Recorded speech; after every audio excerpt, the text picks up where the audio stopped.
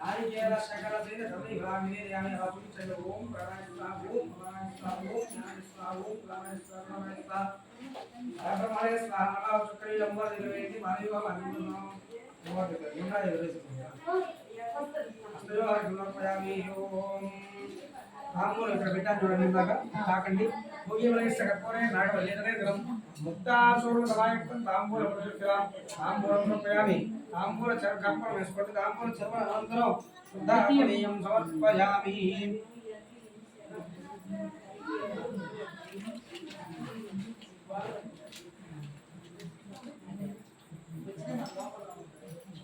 ముట్టించారు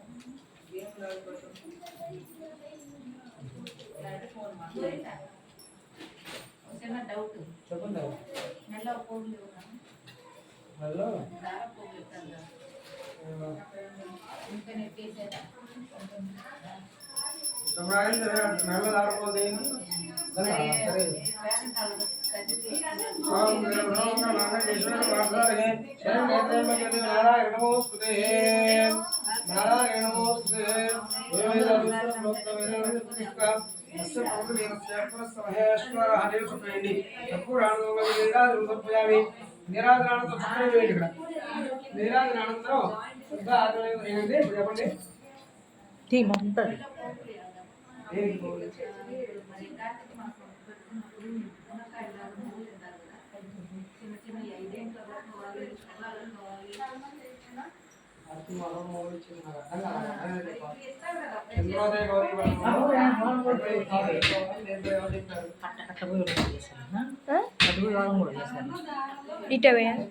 ఇప్పుడు నేను చెప్తా విను కేదారేశ్వర వ్రతం గురించి చెప్తున్నావు చేసే వ్రతం ఏంటి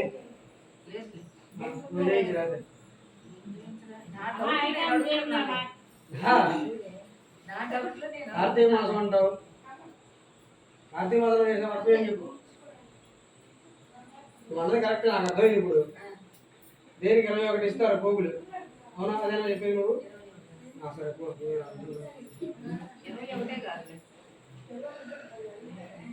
సరే మేది కొత్తగా చేంజ్ డబ్బులేస్తారు కదా తీర్చుకుంటుంటే అవి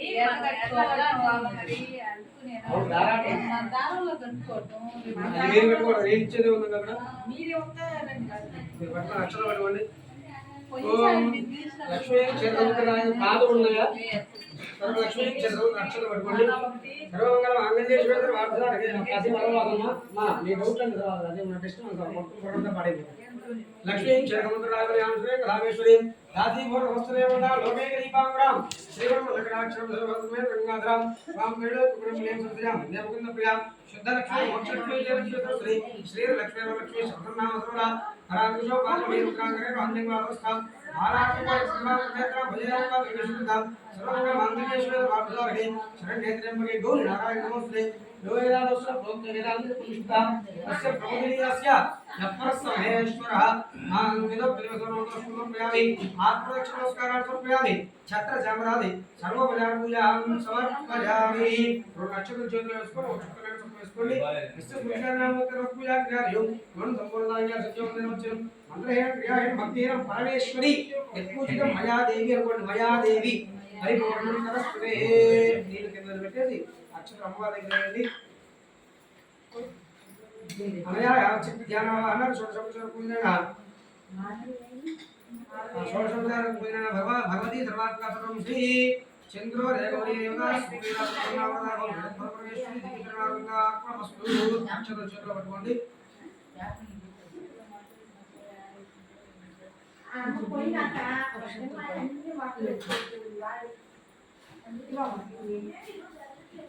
देखो आप अंदर पति ले वोट पति ले वोट में याव पైన మరి నాకు పట్టుకునే సంబంధించి ప్లేట్ తొందరగా దీపావళి చేసుకోండి దీపావళి బిఎఫ్పి అత్త అత్త దేవి భగవతి ఈశా అలా రాకృష్ణ మహామాయా ప్రగచ్చతి దీపాలంటే బియ్యం పిండిదాన్ని అయ్యో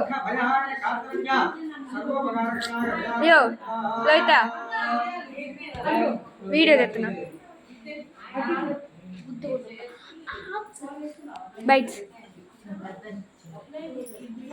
ప్రారంభమవుతుంది.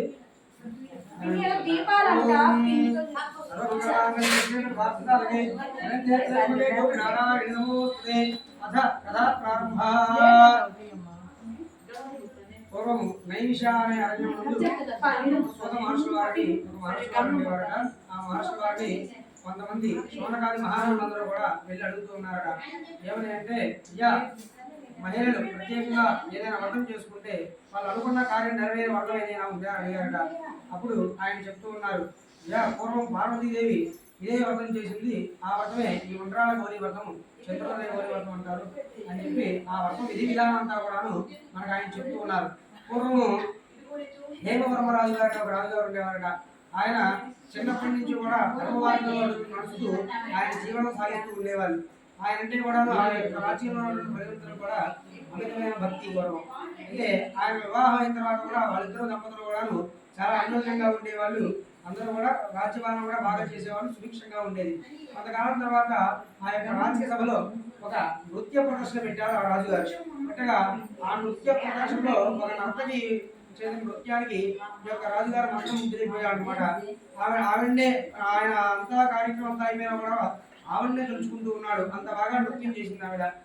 వెంటనే అప్పటి నుంచి కూడా ఈయన ఆవిడ గృహానికి వెళ్ళడం అలా వెళ్తూ ఉన్నాడట.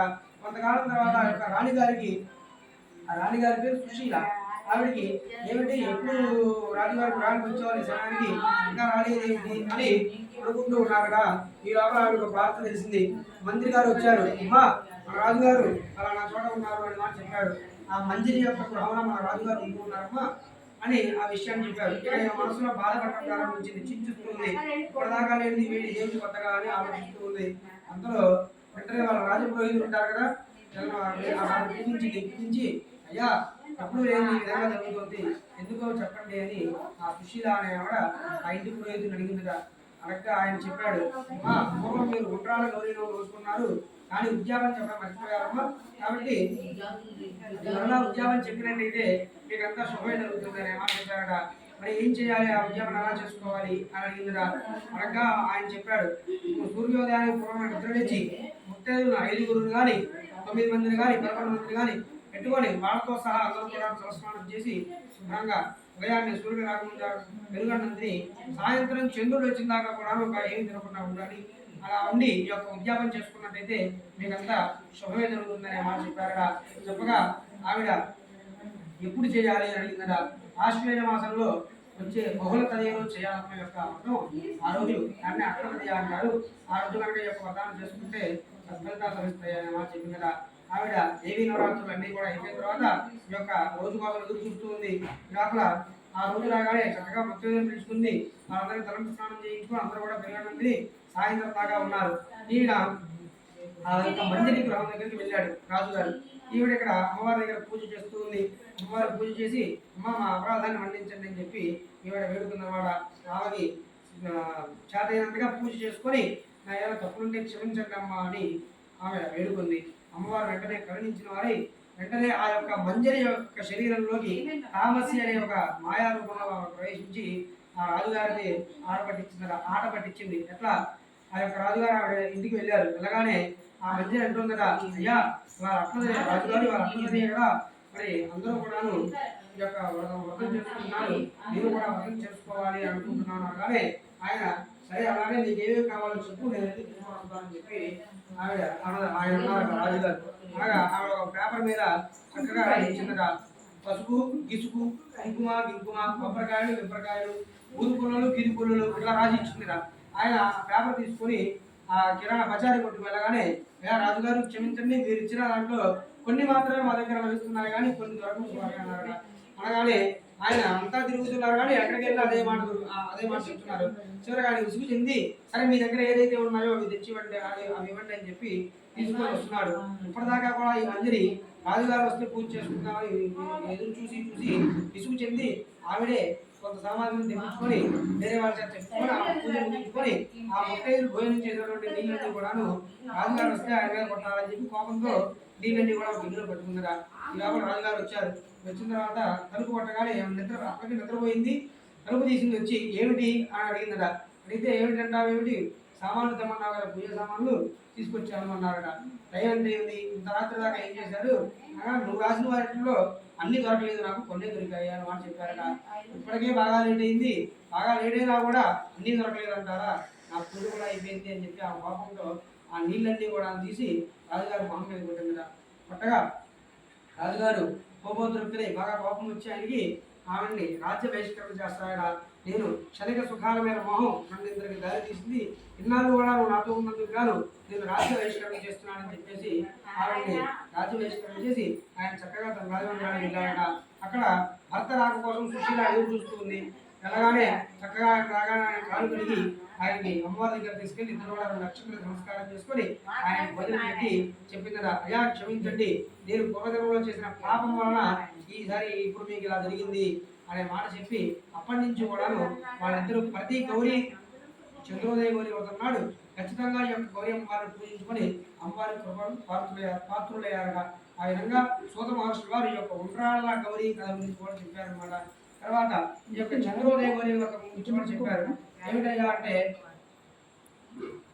ఉజ్జయిని మహానగరంలో రాజుగారు ఉండేవారు. ఆ రాజుగారికి 7 కుమారులు అయితే చక్కగా ఒక కూతురుగా, 7 కుమారుల తర్వాత కుమార్తె కాబట్టి అల్లారు ముద్దుగా పెంచేవారు. ఆ అమ్మాయి బయటికి వెళ్ళాలని లేదు, అందరూ కూడా స్నేహితురాలతో సహా అందరూ కూడా అక్కడికి వచ్చి ఆడుకుంటారు అన్నమాట. పాఠం చెప్పేవాళ్ళు కానీ ఎవరైనా కానీ అందరూ వస్తారు. ఆ అమ్మాయి బయటికి వెళ్ళాలని లేదు. ఒకనాడు దేవీ నవరాత్రుల్లో భాగంగా